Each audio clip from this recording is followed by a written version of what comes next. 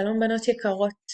אז באמת ככה אנחנו לקראת המבחן, וכדי שתגיעו למבחן בצורה הטובה ביותר, שאתן מבינות את השאלות, וככה כותבות את כל מה שאתן יודעות ולמדתם, חשוב קודם להבין ששאלות בהיסטוריה הן מעט שונות משאלות שתראו בבחינות אחרות.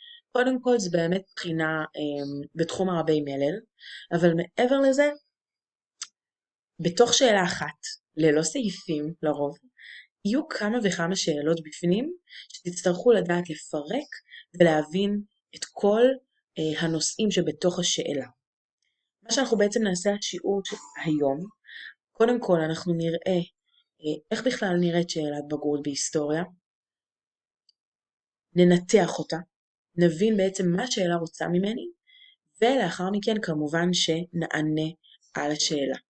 אחר כך גם נראה תשובה לדוגמה לשאלות מסוימות מנושאים שונים, כדי באמת לדעת לכתוב תשובה טובה ומעמיקה.